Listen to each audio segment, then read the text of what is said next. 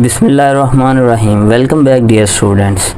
आपको पता है न्यूमेरिकल प्रॉब्लम हम स्टार्ट किए हुए थे और इसके हम 4 न्यूमेरिकल कंप्लीट कर चुके हैं। आज स्टार्ट करना है न्यूमेरिकल 1.5 से और 1.5 करेंगे इस वीडियो में और 1.6 करेंगे। इंतहाई ईजी न्यूमेरिकल्स हैं, तो चलते हैं सॉल्यूशन की जानिब। पहले स्टेटमेंट पढ़ लें 1.5 की। Calculate the following and state your answer in scientific notation. इन दोनों को सिंपल में मल्टीप्लाई करो, इस पर डिवाइड कर दो और जो आंसर है इसको स्टैंडर्ड फॉर्म में लिख दो। स्टैंडर्ड फॉर्म में आपको बताया था पॉइंट को पहले डिजिट तक लेकर जाना है, बस ये बात या जहन में रखनी है आपने। और नेक्स्ट फिर 1.6 करेंगे। बेटा 1.5 आप देख रहे हैं सॉल्व किया हुआ है। ऊपर ये वैल्यू लिखी है 3 × 10⁻² kg, फिर मल्टीप्लाई है 4.0 और इसके साथ है मीटर, इसके साथ किलोमीटर है, ये के है और साथ ऊपर एम डाला हुआ है। उसके बाद नीचे 5 × 10⁻² और सेकंड की पावर है 2। ये एज इट इज़ बुक वाली अमाउंट। फिर हमने क्या किया, इन दोनों को अब हम क्या करेंगे, मल्टीप्लाई करेंगे और इस पर डिवाइड करें। लेकिन एक स्टेप इसमें आपने करना है, ये जो 4.0 किलोमीटर आ रहा है, किलो आपको पता है 10⁻³ के इक्वल होता है। ये एक प्रीफिक्स है, आपको पीछे करवाए थे चैप्टर में, तो जो बच्चे नए हैं वो पीछे से इस चैप्टर को गो थ्रू करें इसी वीडियो से।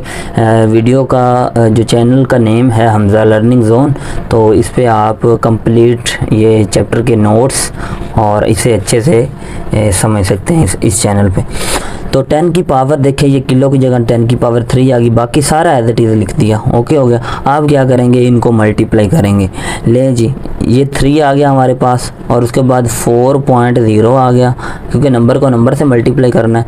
और नेक्स्ट ये हमारे पास क्या है, नीचे 5 है, तो 5 को एज इट इज़ रहने देंगे, इसके नीचे ही लिख देंगे जी। ये नीचे 5 यहाँ पे भूल गए थे, तो ये नीचे 5 लिख दिया।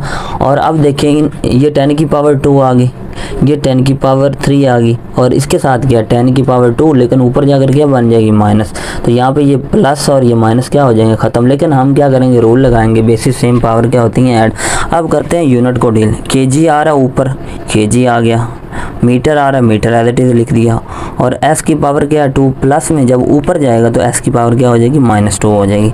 इनको आप सोल्व करते हैं, बेसिस सेम पावर क्या हो जाएंगी, ऐड हो जाएंगी। 2 + 3 - 2, तो ये वही आ गया और साथ यूनिट एज इट इज़। और जब इन दोनों को मल्टीप्लाई किया 12 और जब इसको डिवाइड करेंगे 2.4 आया, और थोड़ा सा ऊपर कर ले, 2.4 आया। जब इस 12 को 5 पर डिवाइड किया और इनको सॉल्व किया तो 10 की पावर क्या आया, 3 आया हमारे पास, और साथ ये यूनिट एज इट इज़।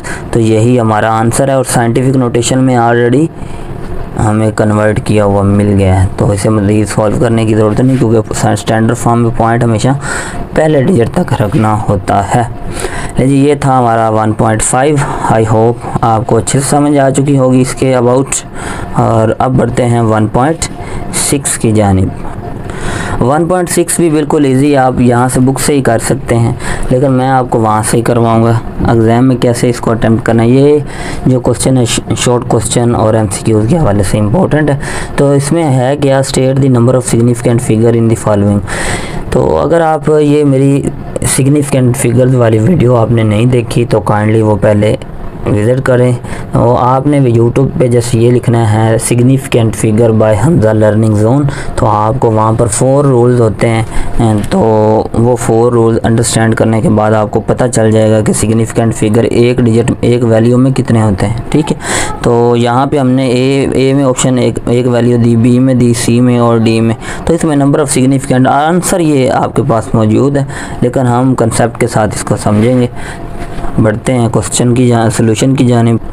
ले बेटा, मैंने अच्छे अंदाज में इसे सॉल्व किया हुआ है, सारा वही एज इट इज़ बुक वाला लिखा हुआ है जी। ए वाला, ए में कितने सिग्निफिकेंट फिगर, ये देखिए यहाँ पे ये 2 नंबर हैं, तो 2 हमारे पास इसमें क्या है सिग्निफिकेंट फिगर। तो मैंने लिखा there are 2 significant figures in this amount, ये आगे वैल्यू लिख दी। इतना सा आंसर है, शॉर्ट आता है, MCQs आता है। अब इसको समझ लें, यहाँ पे जिन्होंने रोल मुकम्मल नहीं किए सिग्निफिकेंट फिगर्स को आइडेंटिफाई करने वाले, तो यहाँ से ही देख लें।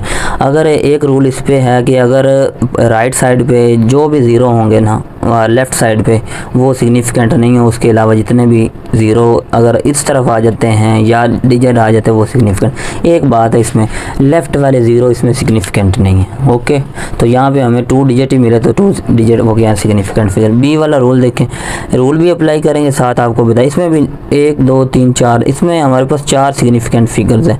There are 4 significant figure in this amount, साथ वो वैल्यू लिख दी। अब इसका भी एक रूल है, कंसेप्ट देख लें। 2 नंबर के दरमियान अगर ज़ीरो आ जाती है ना तो वो हमारे पास सिग्निफिकेंट फिगर रहती है, या पॉइंट के बाद राइट साइड पे अगर ज़ीरो आ जाती है वो भी सिग्निफिकेंट होती है। ये 2 बातें याद रखिएगा।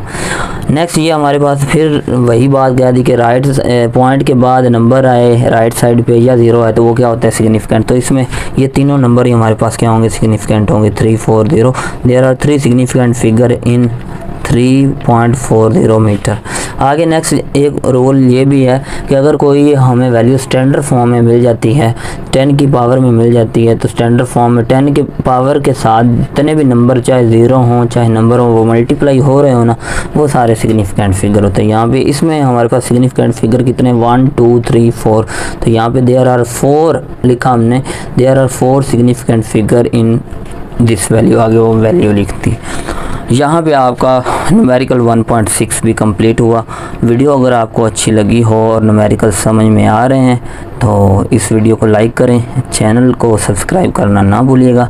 चैनल का नेम है हमज़ा लर्निंग जोन और इसे ज़रूर सब्सक्राइब करें। इस पे आपको इंशाल्लाह बाकायदा नोट्स मिलेंगे, पेपर में आपने कैसे अटेम्प्ट करना है, कंसेप्ट मिलेगा, ये सारी चीज़ें। तो वीडियो को ज़्यादा से ज़्यादा प्रमोट करें। अल्लाह हाफिज़।